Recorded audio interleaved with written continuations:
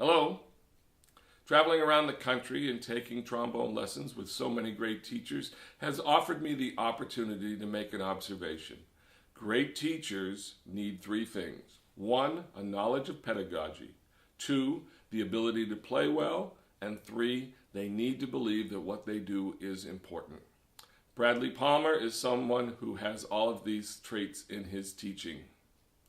In this video, which is less than an hour, you will see what amounts to mini master classes on developing low range, high range, vibrato, slurs, using across the grain playing to develop flexibility and nimbleness. So many things. I've watched the video a number of times, and every time I go to it, I find something new.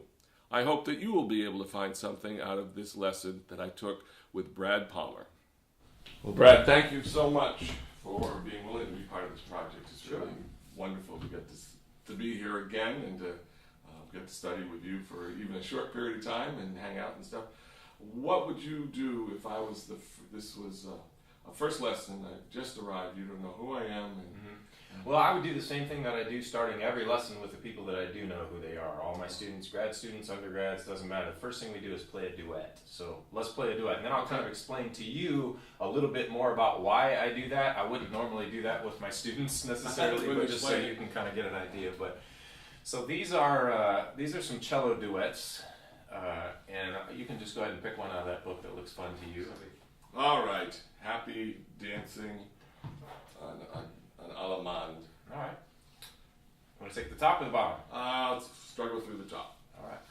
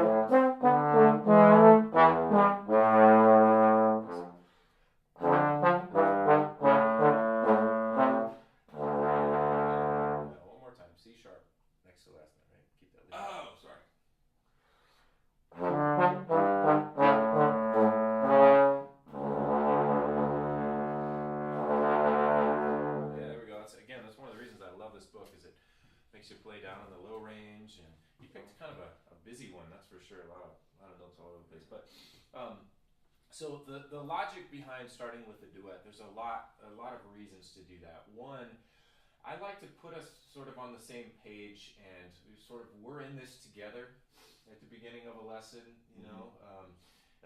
Rather than, oh, what do you have to play for me? I'm the teacher, you're the nervous student. Yeah. You know, we're both trombone players. We're learning together, and we're in this together. So, the other big thing that I like about it is it adds a little bit of routine. They know what to expect when they come in. They're not going to get blindsided by anything. It's an easier way to sort of begin the lesson. Certainly with first lessons, I like to do this sort of things because I can identify some weaknesses or strengths or things to address over the course of the lesson.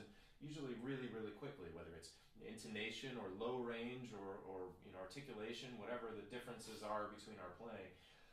And I record all of my lessons. I know you're doing this one, so I don't have that microphone active, but it's a great thing for both first lessons and my current students to go back and listen. You know, what are the differences that you hear? Are we matching sound, pitch, articulation, note length? Are we responding as we go along to one another? Are we sight reading well? Case of those students too, so that's another very important reason to do it. So it's kind of an icebreaker, but also sort of very revealing. And I think the first revealing thing that I would say, based on what you're doing here, is the low range. So I just want to kind of, if we can, just do a little work down there and kind of see what's going on, and let's work on it. So I'll play it, you play it back.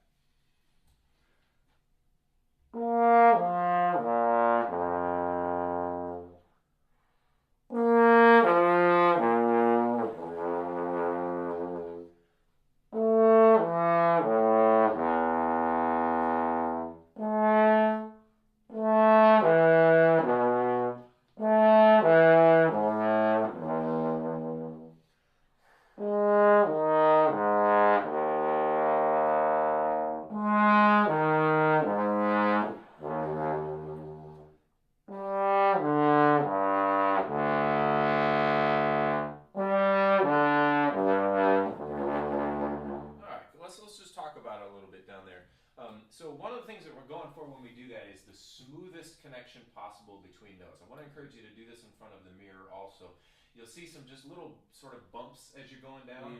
Most of the time when you see the embouchure sort of bump or move just a little bit, you hear it also. It's I don't know anybody that has a bump like that you can't hear and it sounds perfectly smooth on the way down. So those two are almost always related.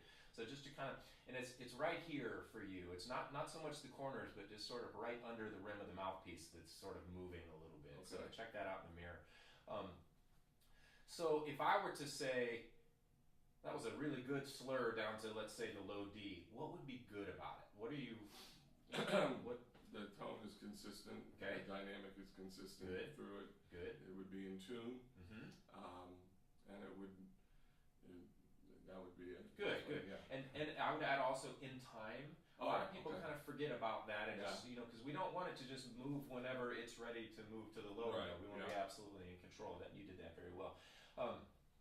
The sort of wobble in the sound down there, are you intentionally using vibrato on it? No. Good. So let's just make sure that we're not doing that intentionally, because sometimes, if we're not totally comfortable down there, we have this voice in our head that says, well, just put a little vibrato on it, sweeten it up. Yeah, exactly. That's like looking into a fogged up mirror when we're actually trying to check out what's going on. We want to be really clear with what we're doing. So let's not approach it from quite so far up. Let's just do G to D.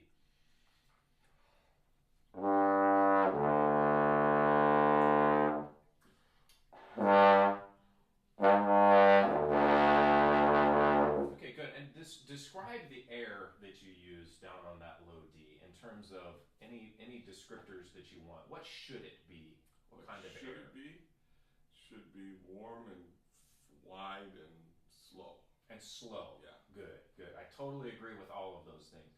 Slow and warm kind of go together, don't they? Right? When you think of the difference between cooling the soup and fogging up a mirror, that's what you want. What about the amount of it compared to maybe an octave above? It's a lot more. A lot more, but slower. And those are hard things for the body to do sometimes, right? So I think in your case, I think you're getting the more, but I'm not sure you're getting the slow. So let's work on that one more time. Let me put the sound in your ear one more time and just really think slow, even if it comes out sort of woofy and weak sounding. Back the speed down.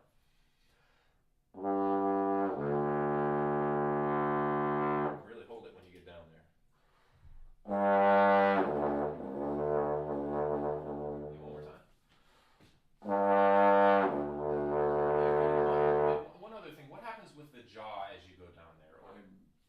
Down. Okay. It's straight down or any direction forward or back? I only think of just jaw.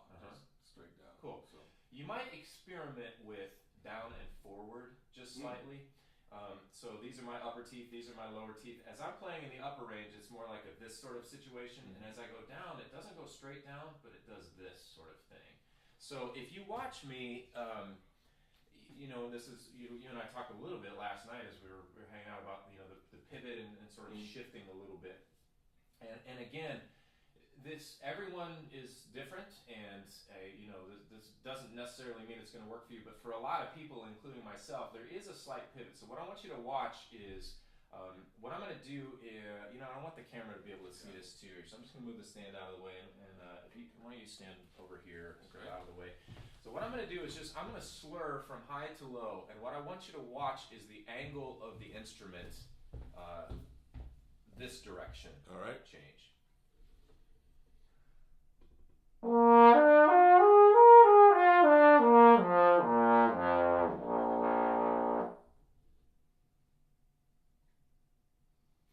Catch that? So the jaw goes forward. Down and forward. Exactly.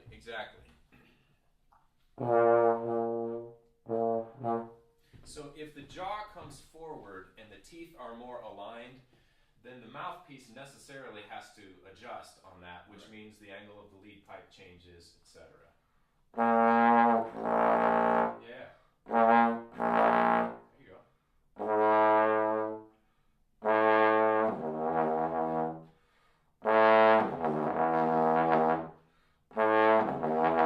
Good. I think you're going just a little too far, so let it happen.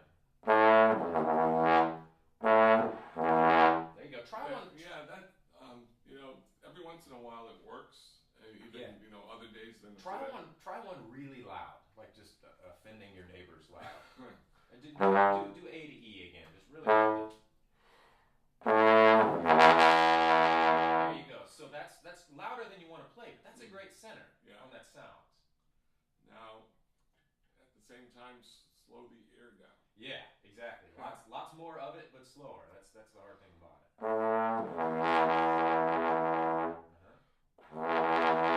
There you go.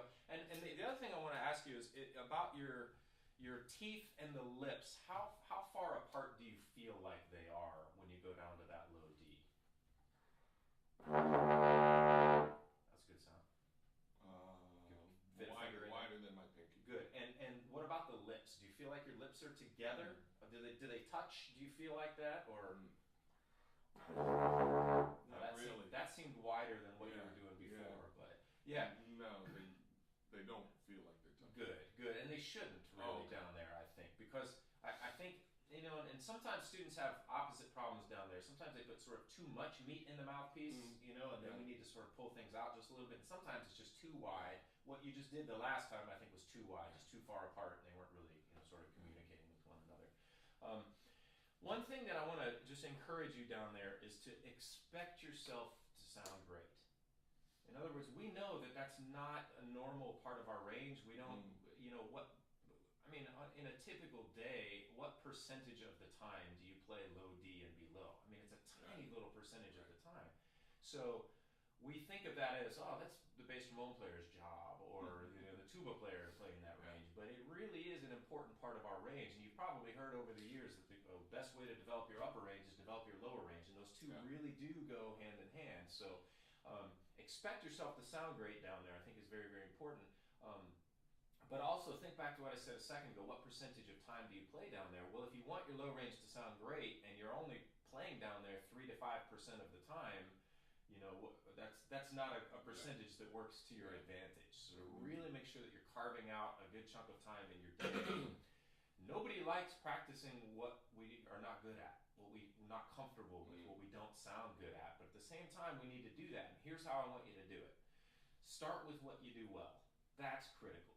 Don't just go at low D over and over again until it sucks less than the last time you played it, right? Yeah. Find out what you do well. So what do you do well? I heard a low E that was really, really terrific in there. That's not far, right? So establish that low E until you're really, really proud of it. Don't worry about D until you get a great sounding E. What's the difference between E and D? I mean, it's this far on the slide. I mean, it's really nothing, Another thing I want to encourage you to do down there are glissandi, and that again starts with sort of what you do well, which is a little bit higher. So let's play an F and just gliss down really slowly.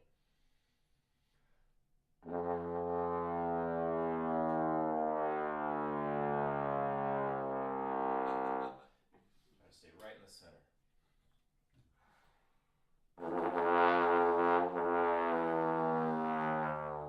Good, and right about there, it was excellent. Did you feel that way too? It really kind of came into the center of the horn a little bit? Yeah, here. I ran out of air. Yeah, that's okay. That's okay. If you need to go a little faster with the gliss, it's okay.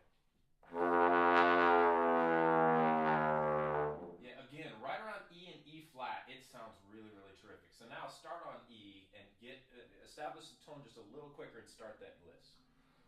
Yeah, there you go. There you go, and you got further. You were out past the bell still with that great sound. Keep working down. There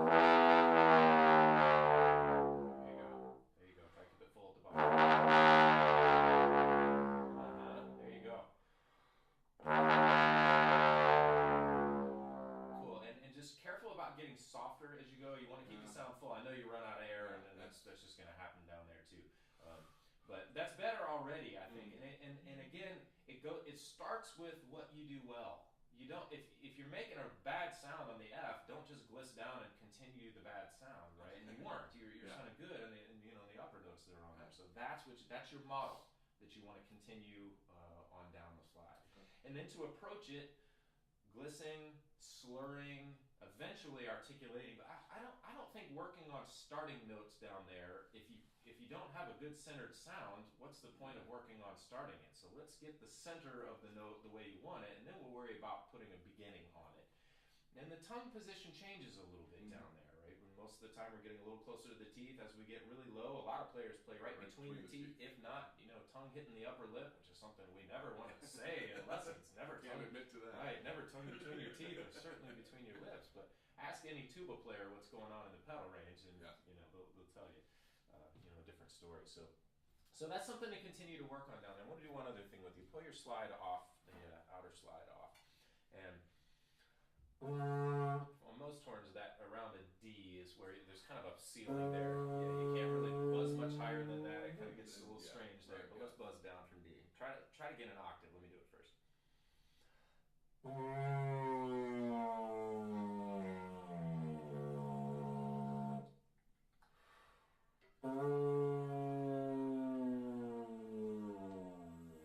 So one more time, start the gliss a little sooner, go a little faster, and actually try to make it louder as you go down rather than softer. More air.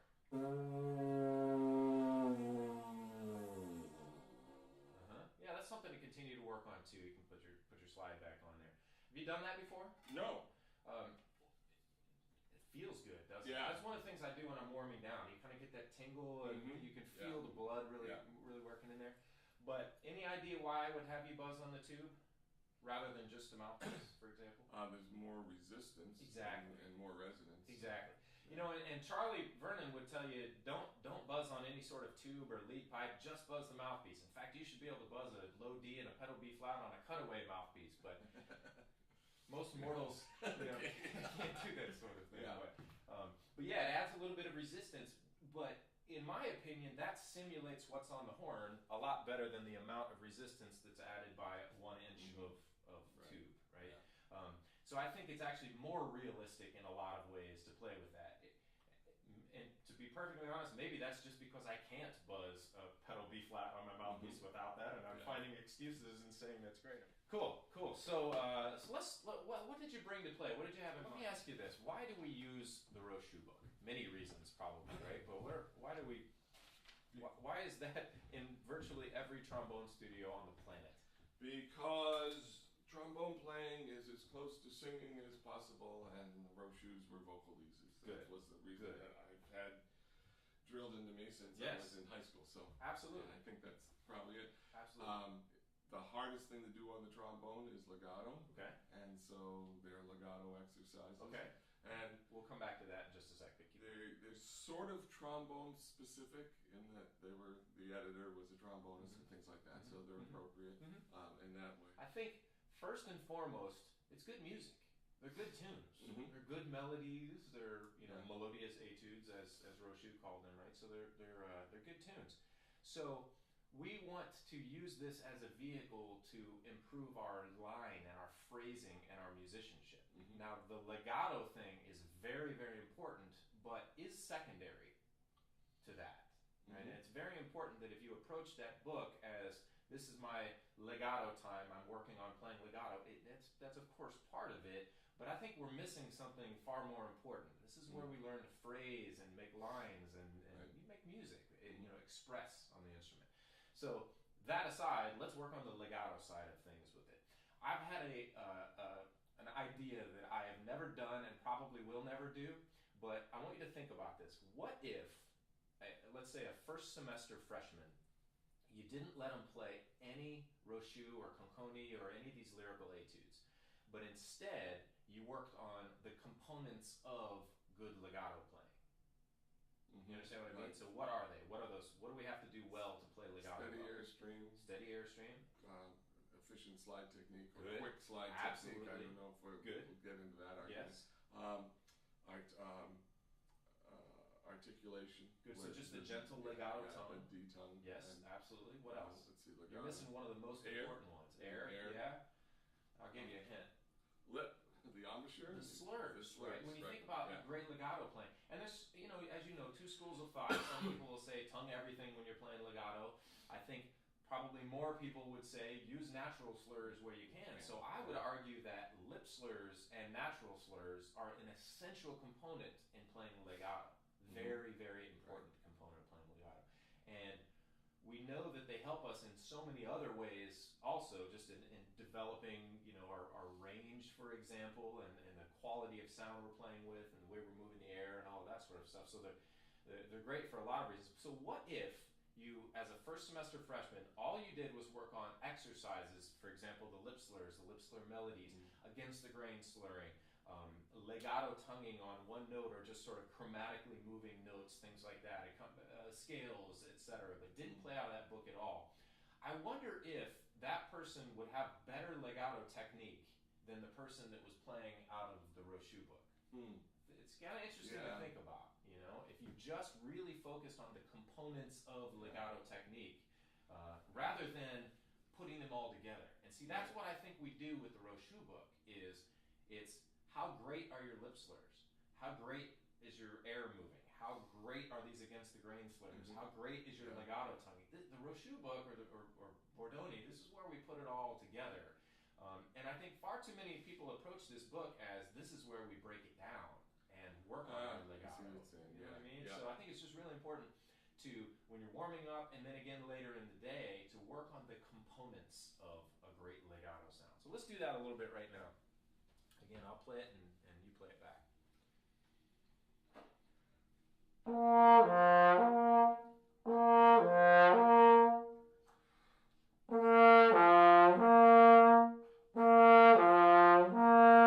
Which did you like better, descending or ascending? Descending. Why? I agree. It was easier. You relaxed into it. Okay. That's, and what was better about it? Or what didn't you like about the way back up? You can do it again if you need to. I didn't feel confident. This is weird, but I didn't feel like I was going to hit the note. You know, when it came down, there was no question. Oh yeah, I can hit that note, no problem. And let me take that a step further. You were a little careful with it. You weren't confident, so you were careful. Okay, and as soon as we become careful with our airstream, at best we get T-O-W. Yeah. And you got a little bit of that right there. Okay. So we need to absolutely commit to it, no matter what. The thing I always tell my students is a bump in a lip slur that's a little rough is much better than a little dip in intensity. The bump smooths itself out over time. If you're committed to the right approach and committed to the airstream, that bump that you might have, that you worried about, that you were afraid of happening, you know, that you weren't confident about, so the way you described it on the way up, that will get rid of itself. However, backing off the air and sort of being careful, that becomes a really systemic problem, you know, I think. So I want you to commit to it, even if it's bumpy. One more time. Descending is still better. Descending is still better. You're committed to it. That's better. And I think, you know, this can happen over years of playing also, where we just sort of are careful on certain things that we don't do as well. The term that I use is to be committed to the air. Okay. So you're not backing off at all. You're not scared of anything that might happen. You're absolutely committed to that airstream. One more time. That's good. Committed. That's even better. So here's another one.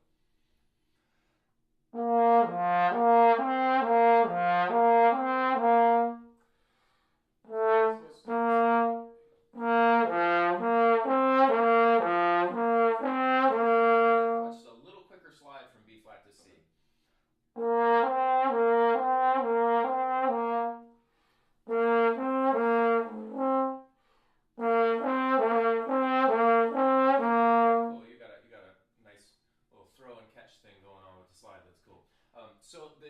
It's still not where you want it between B flat and C. Let's figure that out. So what is the difference between B flat to C versus B flat to D? Just an easy lip slur. Let's hear you do that. B flat to D. Sounds great. Good, now C. There seems to be something getting in the way, stopping the air from moving through there. And it's probably that lip going up, slide going down thing, the natural legato. Yeah, so here's what I want you to do. Remember when we were playing down low, that I said start with what you do well. Start with something great. Or you know, some teachers say establish greatness in what you're doing. I think you just did that with B flat to D. That was a really good lip slur, sounded great, very connected. Now what we want to take is our success from B flat to D and apply that from B flat to C. We play an instrument that is so unique in that we can do some things that nobody else can do. And what I mean by that is, what's the difference between going from B flat to D and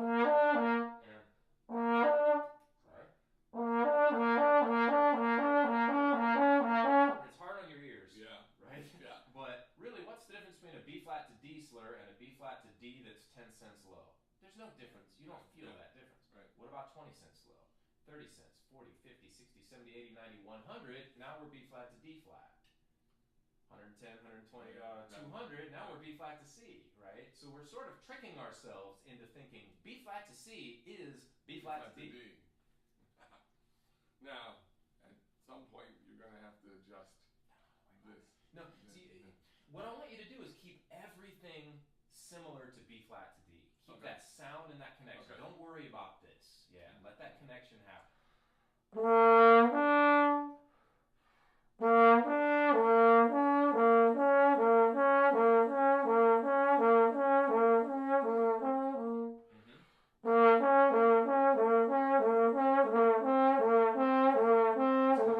Keep the corners in. They're puffing out just a little bit.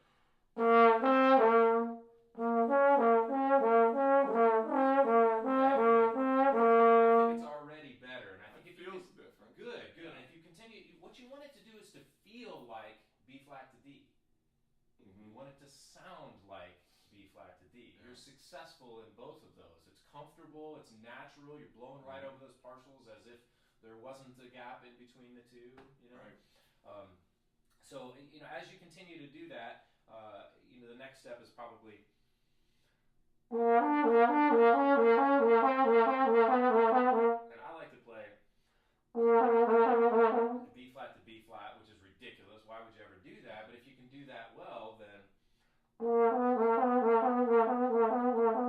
which again, why would you ever do that? It would probably be you'd probably do it out there, right? But again, the idea is establish something great where it's easy and where it's comfortable, and then push it towards where it's less comfortable, and hopefully go even past that to where it's really uncomfortable and arguably pointless, so that you're not at the extreme of your technique. That's just really important, whether it's high range, low range, loud, soft, fast tonguing, whatever it is that you're at the extreme of what you can do, you don't want to do that in front of people.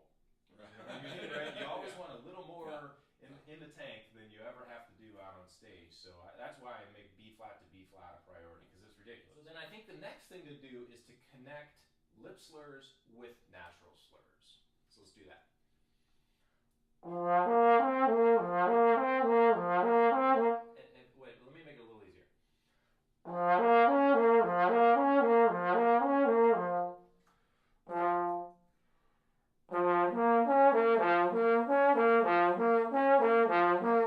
Let's back up. I'm not quite comfortable with F to B flat yet. Steady air.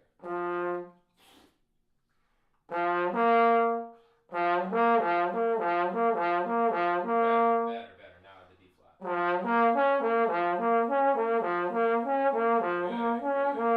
Good. Make the D flat a C now. There you go.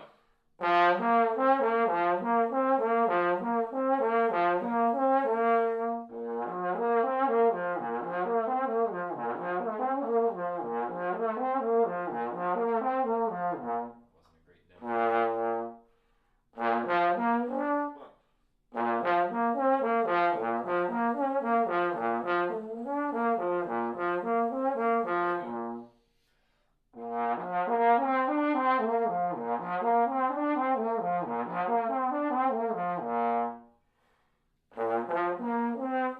Just make sure I'm going the right place. Yeah, really blow.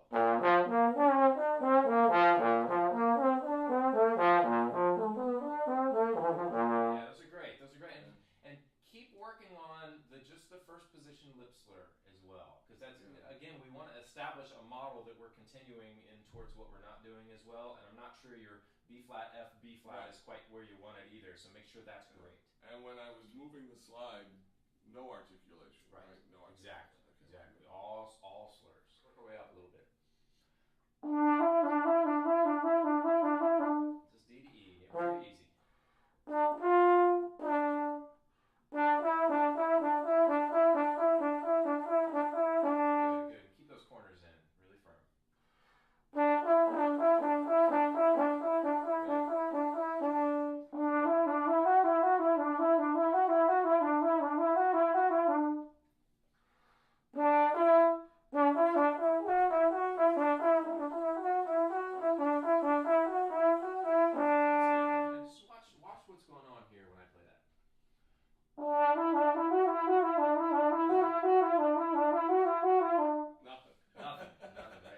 out in the mirror real quick. I know you're gonna have to go behind your camera here, but that's what you're shooting for is nothing.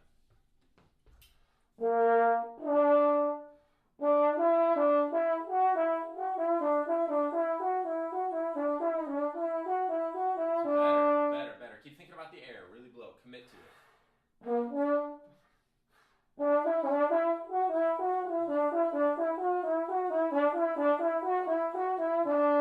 That's closer. Come back over here. But that's a good thing for you to do. Let's do a little mirror work on there to monitor all that. So now that we're working our way up a little bit, you can extend that. I like to when I do classes for young folks. I like to say, the trombone can play the D major scale faster than any other instrument, and they're like, what? That's impossible. I said, no, really.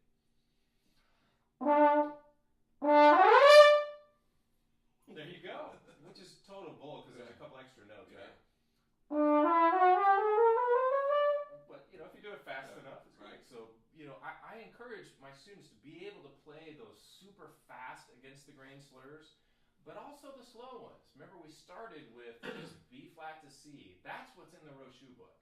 You don't see an against the grain D major-ish scale. I mean, we do in contemporary literature. We've got to be able to do that. I mean, Crespo, and there's all sorts of things where we have to really let it rip against the grain. So we need to practice that.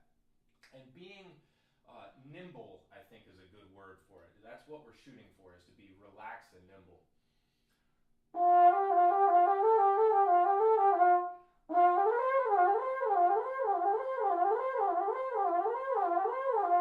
So I'm not thinking F, G, A, B flat, C. I'm thinking F to C and everything in between, just keeping things firm, keeping the air moving, and let those partials sort of fall into place as I do that. So as you continue to work on the against the grain slurs, eventually kind of use that as a goal or a model for just being able to go very, very quickly. Can you do that? Yeah,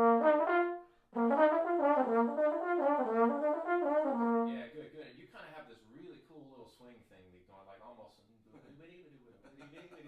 which is cool, but at the same time not cool. So we want to make it even. Okay. So here's another thing to think about along those lines. So what I'm going to do is I'm just going to do sort of a harmonic glissando from B flat up to high B flat. But I'm going to do it absolutely in time. So dum da da dee, but I'm not going to tongue it.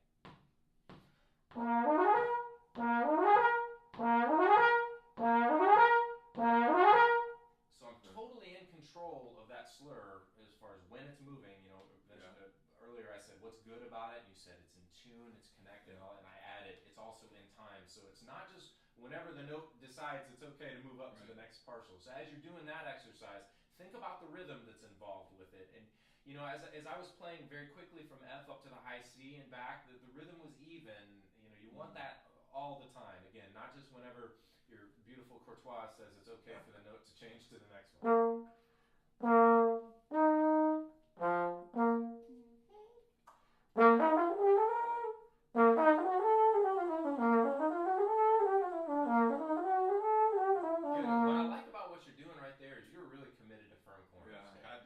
Did you feel that? Yeah, exactly. And that's essential for what's going on.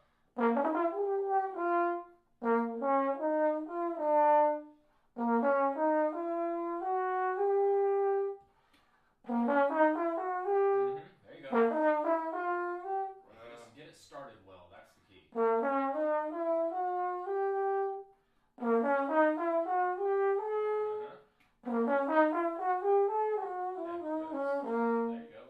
For a second here so we don't. Approaching the against the grain slurs both slow and fast and connected to your natural slurs, I think are all great ways to do that. Now that we're up there, I want to talk about upper range with you. I don't really see any problems with what you're doing in the upper range. Occasionally I see this kind of pushing up just a little bit, we want to keep that flat. That's one thing I think clarinet players talk about a lot, is keeping that chin flat, because it doesn't really help,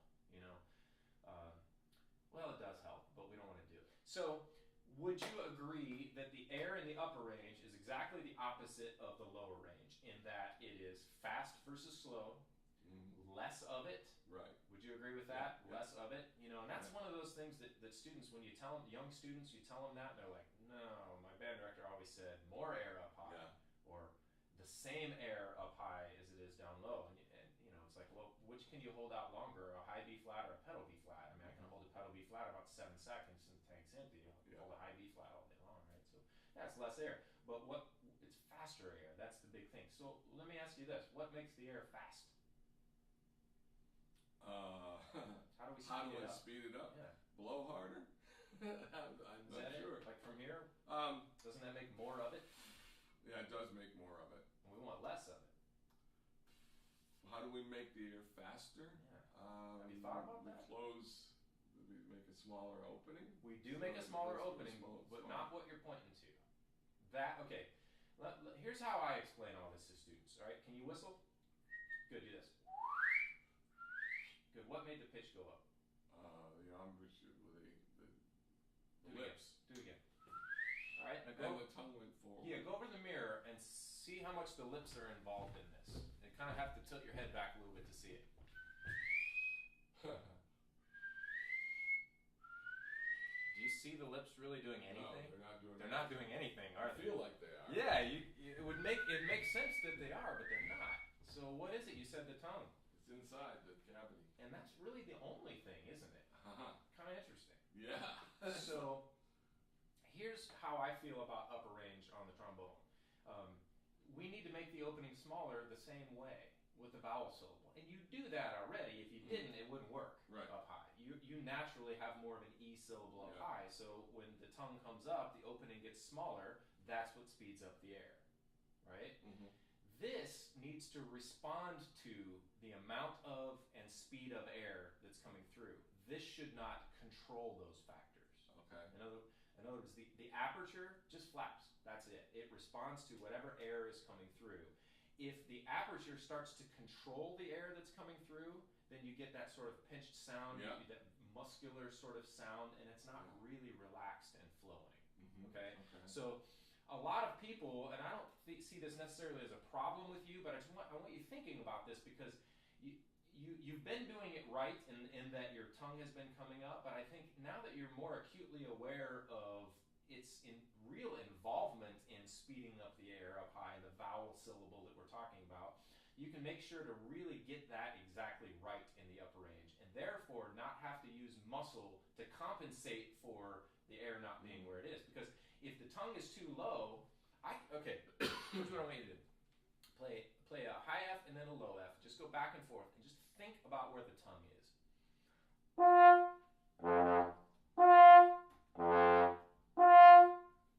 Experience. Yeah.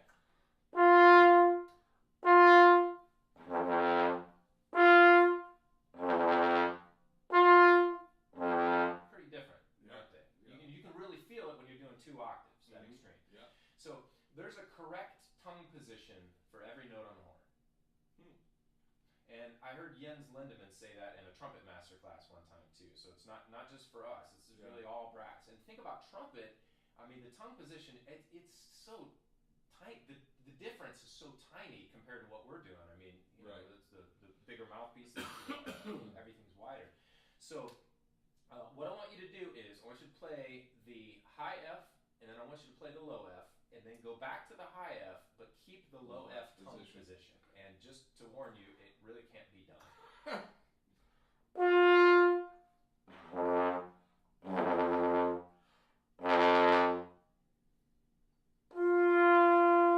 So your body went, okay, high F, this is where I need to set my tongue. Yeah. But make yourself keep that ah.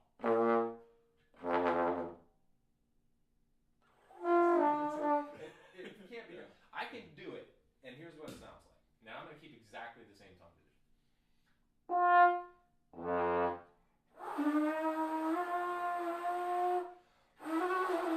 So how do I make that happen?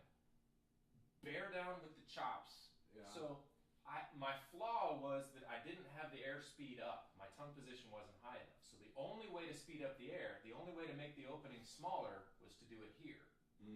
And you heard the sounds. Right? So that's an extreme example of the compensation that we have to make when we fail to get the airspeed the way it needs to go. We have to bear down with the chops. So this is not what controls the airspeed. This just responds to it. And that's the big thing I want you to think about in the upper range, is not controlling it here. You're right that the aperture does get narrower, but because the airstream gets narrower, because Okay. we're speeding it up and we're focusing things just a little bit more. So again, think less about the lips. Corners, this is very, very important. We've got to keep this firm. That's the solidity here and this flat and all that stuff. But what's happening in the middle, I really want you to disconnect from that. That Okay. just flaps something about the wind that's making that happen. So it's a narrower airstream. Focus the airstream. Get the tongue up, etc. Do you ever practice whisper tones? You know what I mean? I know what they are on flute. I'm trying to think. No, I guess I don't. Is that with just part of the lip vibrating? No, just really super soft. Just barely audible. This camera might not pick it up. Sort of really? soft playing. I want to encourage you to do some of that in the upper range, and I think that's one of the things that measures and improves efficiency in the upper range. Okay? So what we want is to have exactly the right tongue position, have this very firm, and if it's exactly right, all we have to do is add the tiniest bit of air, and we get vibration. I'll try to demonstrate this. I'm better at this at night.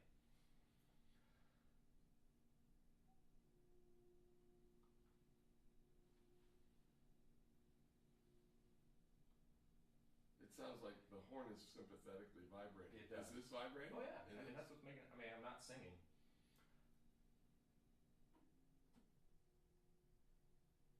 You hear that from there? Yeah. And so you're playing an F. Yeah, I'm playing that. I've never seen that. F. I've heard other folks talk about the same kind of thing too.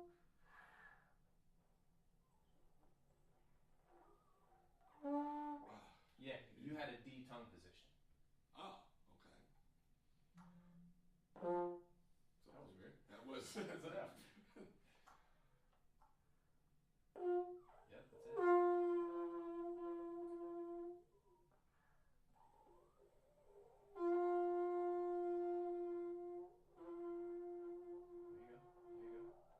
There you go.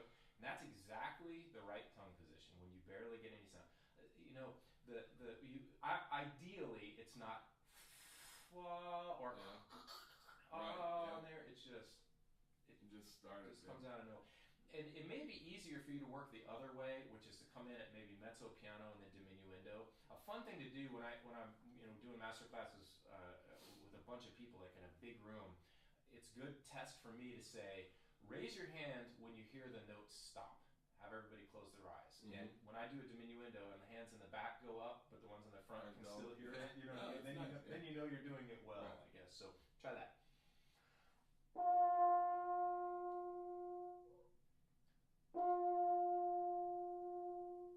To where it just evaporates. Good. Isn't that sounding up? Keep it going.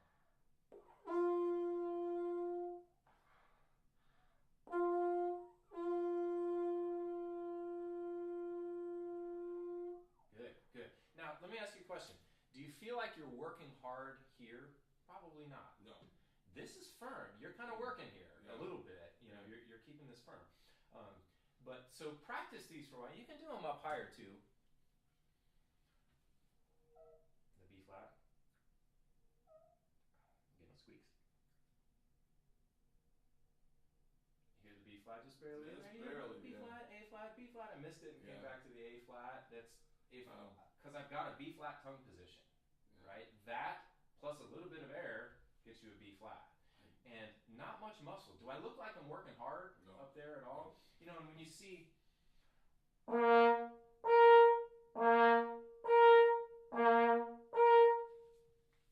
Hopefully you don't see a difference. You see a little difference in the pivot of the horn that we talked about before, Mm-hmm. just because my position, my jaw, my teeth are just slightly different. But nothing should look any different here. And to be honest, it doesn't feel like hard work. Now I get a D and high F. That's hard work. I wish I could say that I don't use any pressure and it just floats, but Right. I need to muscle up just a little bit up there. But hopefully I'll continue to work my way up so that B flat and high C can be just super relaxed up there.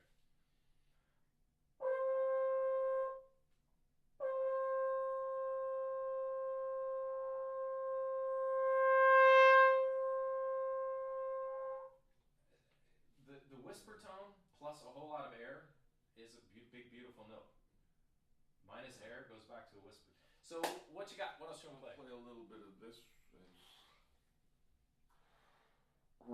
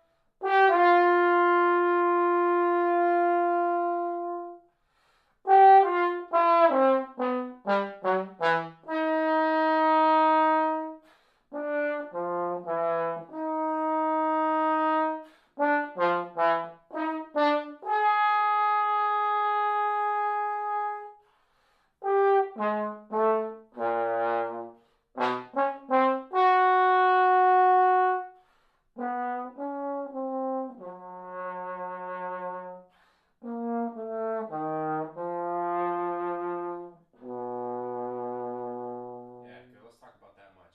Um, Beautiful sound, beautiful vibrato. These three Mm. notes.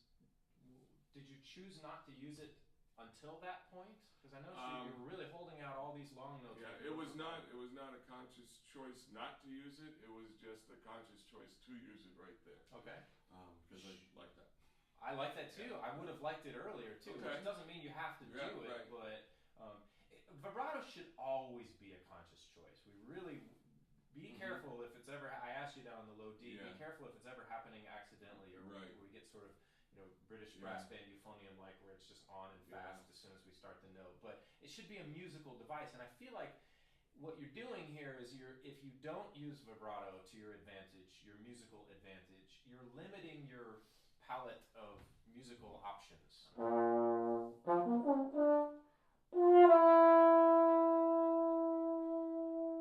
Beautiful. Yeah, it makes it much more the way I want it. So let's talk about the first bar.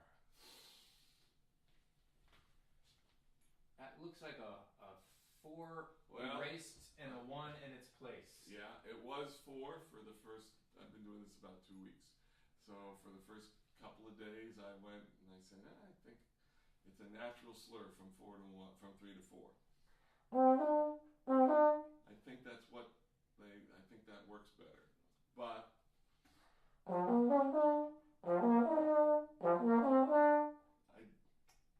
didn't like what was happening, so I switched back.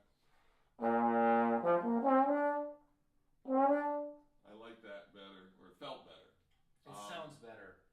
With the 4? No, with one. With 1. Right now. So, yeah, stay the course. You see what I mean? Yeah, I know. Right, and when you think about it, it's just it's amazing that that's the first bar of the solo that you pulled up, because that's the exact exercise that we were playing earlier. Yeah, I know. Connecting low B flat up to D. Yeah. Now let me ask you this. Hidash wrote a lot of music for trombone.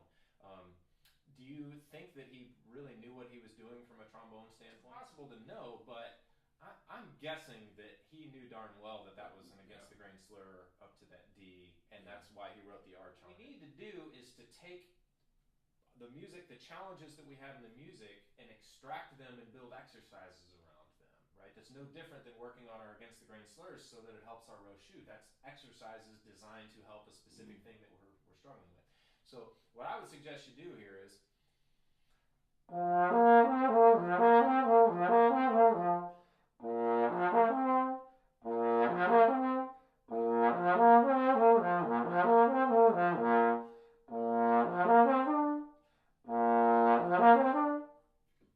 build your way up to it and repeat it backwards and forwards. And I look at issues that we have as little wrinkles that we have in our technique that need to be ironed. Yeah.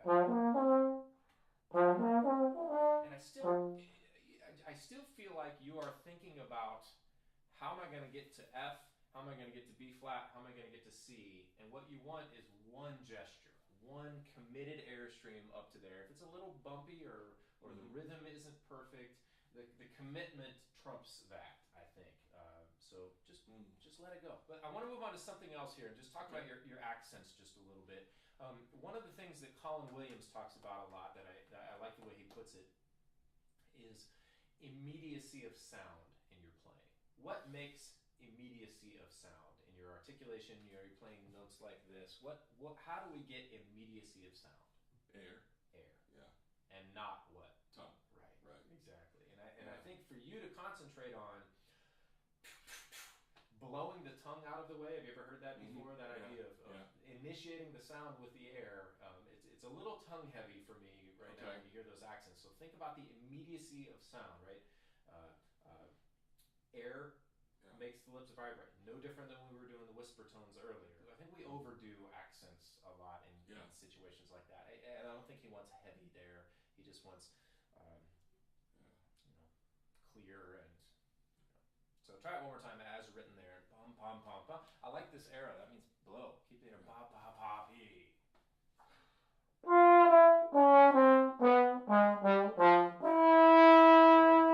about your vibrato. Do you use jaw vibrato, or is it only slide vibrato? Depends on the situation. Let me just hear some jaw vibrato on the upper F. That's good.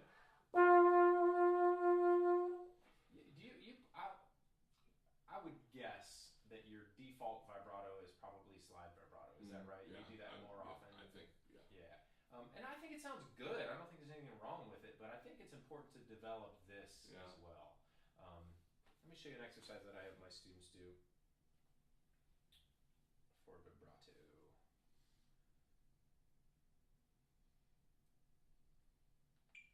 So we get them at 80. I'm just going to do quarter note triplets, eighth note triplets.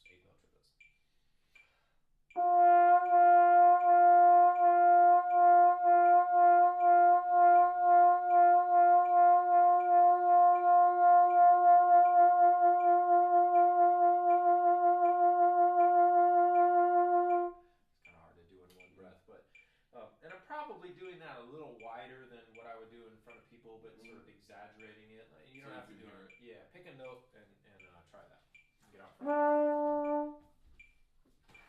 So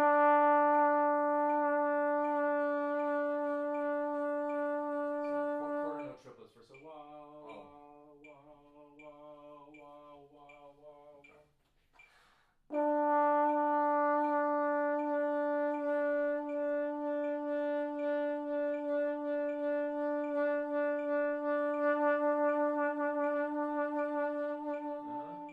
So I think that's just going to take time. Yep. One of the things, though, I'm now curious about is how do you get certain parts of this to relax so that you can let it Okay. go. Well, let me approach that this way. Number one, we muscles contract and relax, right? That's all they're capable. They can't expand, right? They can't, that's it. So, but most of the time when we focus on a muscle group, even if our mind is on relaxing it, it contracts. You know what I mean? When you start being aware of muscles, we tend to engage them rather than really let them relax. So it sounds kind of backwards, but try not to think about what's going on here, because the more conscious of it you are, I think the more attention you draw to it, the more problematic it can be. My guess is that it may stem from inefficiency elsewhere. For example, this back of the tongue thing that we had talked about, and with getting airspeed right. Well, for better or worse, this is a way that we can speed up the air. We make the opening smaller in here. We don't want that to happen, but it's possible that it's happening here or here because it's not happening where it should with the back of the tongue. But as you know, I mean, from anatomy class, the tongue is long. The tongue goes way back further than we wish it did, maybe. But and this is so interesting to them because the trombone studios of the future, right? I'm going to have some screen here. I'm going to be able to look inside and see what's really going on, which may burst my bubble a little bit because a lot of things that I tell my students that I think that I do may be really, really different than what I actually do. So I know it's probably doesn't feel very helpful for me to say just try not to think about it. But again, the more you're aware of it, the more problematic it can be. I think, however, being aware of what you're doing well in terms of the tongue position via whisper tones and some of these other things that we've talked about, if we can establish that and that efficiency, like we talked about, this will do less work. Right. Theoretically, this will do less work, etc., and we can